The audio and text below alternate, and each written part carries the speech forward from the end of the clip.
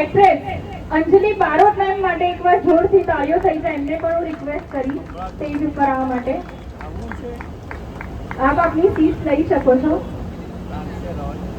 તો આ એક જે નવી સફરની શરૂઆત થવા જઈ રહી છે એના માટે સૌથી પહેલા હું પાયલ મેમને માઇક આપીશ અને એમના અનુભવો અને એમની લાગણી એમને વ્યક્ત કરવા કહીશ. Thank you so much. Hello everyone, બધાને મારા રામકૃષ્ણ હરિ, જય ઉમિયા. ગણેશજીની કૃપાથી અમારી પ્રથમ ફિલ્મ પ્રેમ એટલે અમારા પ્રોડક્શન હાઉસ શ્રી પારિજાત મોશનમાં બનવા જઈ રહી છે. પ્રેમ વિશે ઘણી વાતો કરીએ એટલી ઓછી પડે, પણ હું એક શેર કહીશ. મેં એનો પ્રેમ ચાહ્યો હતો બહુ સીધી રીતથી, નહોતી ખબર કે એમાં કળા હોવી જોઈએ.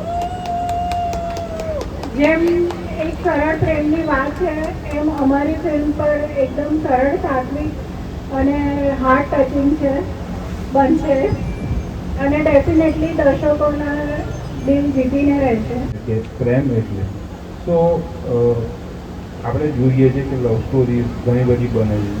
વન સાઇડેડ લવ સ્ટોરીઝમાં ઓબ્સેશન છે, ઇન્ફેક્ચ્યુએશન છે, લોકો એકબીજાને બ્લેકમેલ કરે છે, આત્મહત્યા કરે છે, તો મારી પણ નાખે છે. તો એવા સંજોગોમાં what is true love any proper definition આપવાનો અમારો પ્રયત્ન છે. એટલે બહુ સીધી સાદી વાત એટલે કે પ્રેમ માણસને અંદરથી સુંદર બનાવવાનો, બહારથી નહીં. એક માણસ તરીકે જેટલો સુંદર બનશે એ જ પ્રેમ છે, બાકી એનું પ્રેમ નથી બનતો. તો એ ડેફિનેશનને ધ્યાનમાં રાખીને આખી વાતો પર કામ કરવામાં આવ્યું છે. અને બેઝિકલી જે ટીમ છે મારી પાસે, મારા એડિન્સ કહો કે મારા ઈટી કહો છે, ભાઈ ચૌહાણ છે મારા ઈટી, તો એમની ક્ષમતા ઉપર એટલો ભરોસો છે કે હું કોઈ પણ કાસ્ટ પાર પાડી શકીશ.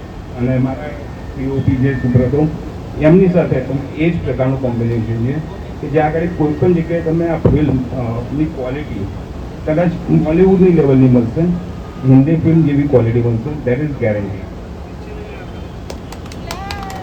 તાળીઓ થવી જોઈએ ભાઈ, તમારી તાળીઓનો અવાજ આવવો જોઈએ. It's all good. સૌથી પહેલા thank you each and everyone કે તમે લોકો તમારો ટાઈમ કાઢીને અહીં આવ્યા. That means a lot to us. આજે ફિલ્મનું મુહૂર્ત છે. As you all know, film is called Prem Etle. So I think સરે કહ્યું, મેમે કહ્યું, but the way I see the film is a love story. ઘણી બધી લવ સ્ટોરીઓ આપણે જોઈ છે. So when I heard the script, when I got to know, I always thought કે આમાં નવું શું છે. But when I saw the intensity of the love in this story, then I felt okay, this script is very different. જ્યાં આજની ડેટમાં we live in a very practical generation. We all know that everything is very easy, very fast. People are moving on very fast. અને એ ડેટમાં તમે કોઈ true essence of love present કરો. So this is what the film is about, where it's about the intensity of love story, and up to what extent a person can go in all positive ways. This film જેમ મેમે કહ્યું તેમ ત્રણેય પેઢીઓ જોઈ શકે છે. આની અંદર ડાર્કનેસ કરતાં ઇન્ટેન્સિટી વધારે છે. અને the way I see it is that it's an inspirational film. કે આજની ડેટમાં there are still some percentage of people who are still very old school, જે લોકો પોતાને old school સમજે છે. So this film definitely will be relatable to them more as well. અને બીજા બધા લોકોને ખબર પડશે કે this kind of love exists as well. So at the end of the day, we have a great team. Parijat Pictures, this is their first venture. So I wish them all the best. Director sir is there. We have fabulous AD team, we have a great DOP, we have a great cast as well. So I'm looking forward to working with each and every one of them, and hopefully a movie film banaviye that is worth your time, worth your energy, and I hope amari film tamari life ma ek saro impact chodine jaye. So yeah, that's Prem Etle. So thank you so much. Thank you. Thank you. તમે બધા અહીં આવ્યા. ત્રણેય લોકોએ બહુ સુંદર રીતે describe કરી દીધી છે કે ફિલ્મ અમારી કેવી છે. હું બસ એટલું જ કહીશ કે આ બહુ ડિફરન્ટ રીતે લખાયેલી ફિલ્મ છે. અને જ્યારે મને આ ફિલ્મનું નરેશન મળ્યું હતું તો મને એ જ લાગ્યું કે આવી રીતે પ્રેમ અત્યાર સુધીને આમ દેખાડ્યો નથી. So the way of presenting the film is very different. I just hope કે જેટલી મહેનતથી આખી ટીમ ઓલ ધ ડિપાર્ટમેન્ટ્સ જેવી રીતે મહેનત કરી રહ્યા છે આ ફિલ્મને બનાવવા, બસ અમારી મહેનત અને એ તમને પહોંચે અને તમે પણ એ સ્ટોરીથી રિલેટ કરી શકો અને તમને ગમે, બસ એ જ છે અમારો ઉદ્દેશ. Thank you. Shri Parijat films માટે એની સાથે મારું પહેલું વેન્ચર છે, એમનું પણ પહેલું વેન્ચર છે. ફિલ્મ પ્રેમ એટલે એક ડિસિપ્લિન, અને એ જ ડિસિપ્લિન, એ જ શ્રદ્ધાથી અમે તમને બધાને ખાતરી આપીએ છીએ કે આ ફિલ્મ અમે કરીશું. પાયલ મેમ, કોંગ્રેચ્યુલેશન્સ પહેલું વેન્ચર માટે. હું પોતે બહુ ઓછી ગુજરાતી ફિલ્મો કદાચ કરું છું, પણ મુંબઈમાં હું હતો અને પહેલી વખત શ્રી પારિજાતમાંથી જીતેન્દ્રભાઈનો ફોન આવ્યો અને નાટક ફિલ્મની થોડી બ્રીફ મને આપવામાં આવી, તો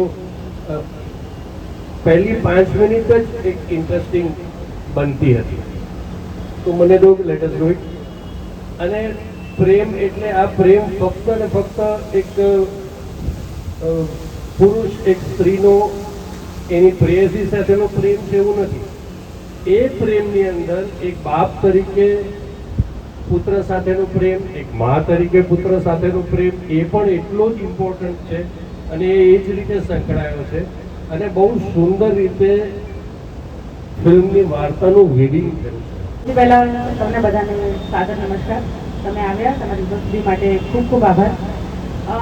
ફિલ્મને લગતા જેટલા બી સવાલ છે એ તમે પૂછી શકો છો, કારણ કે ફિલ્મ બાબતે ઘણા લોકોએ કહી દીધું છે આ ફિલ્મ શું કહેવા માંગે છે, અને આ ફિલ્મ જોડે પારિજાત ફિલ્મની ફર્સ્ટ ફિલ્મ છે અને મારી પણ એમની સાથે ફર્સ્ટ ફિલ્મ છે. તો thank you so much Payal ma'am for having મી.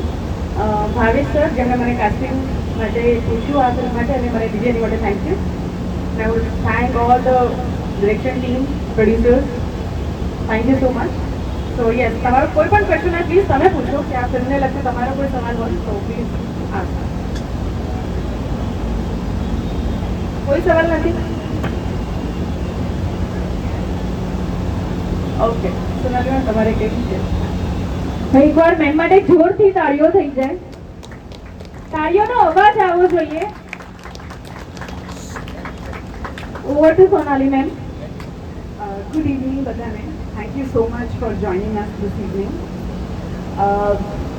આ ફિલ્મની આપણે વાત કરીએ તો ટાઇટલથી જ ઘણું બધું ખબર પડી જાય છે કે આ પ્રેમની વાત તો છે જ, પણ એની સાથે સાથે આઈ થિંક આજની જે પેઢી છે એને એના આગળ જઈને પણ એક જુદું પ્રેમ, એક જુદી લાગણી કોઈક વસ્તુ માટે થઈ શકે, એમના ડ્રીમ્સ હોઈ શકે, એમના એસ્પિરેશન્સ હોઈ શકે અને બહુ નોબલ કોઝ માટે પણ હોઈ શકે. તો આ વાત પણ આ ફિલ્મમાં કવર થઈ જાય છે, જે મારા હૃદયને સ્પર્શી. બિકોઝ પ્રેમ તો એ એવી એક વસ્તુ છે જેનાથી લાઈફનો શરૂઆત થાય છે. It is the beginning of a beautiful life. અને કોઈ પણ લાઈફ પ્રેમ વગેરે તો કમ્પ્લીટ આપણે ના જ કહી શકીએ, પણ એની સાથે સાથે આજના પેઢીના જે ડ્રીમ્સ છે, ડિઝાયર્સ છે, જે એસ્પિરેશન્સ છે, બહુ નોબલ વર્કને લઈને પણ એનો પણ પ્રેમ હોઈ શકે, એની પણ એક જીદ હોઈ શકે જે એમને કમ્પ્લીટ કરવી છે આ લાઈફમાં. તો આનો પણ સમાવેશ આ સ્ટોરીમાં આવતું હતું, જે મને બહુ જ ગમ્યું.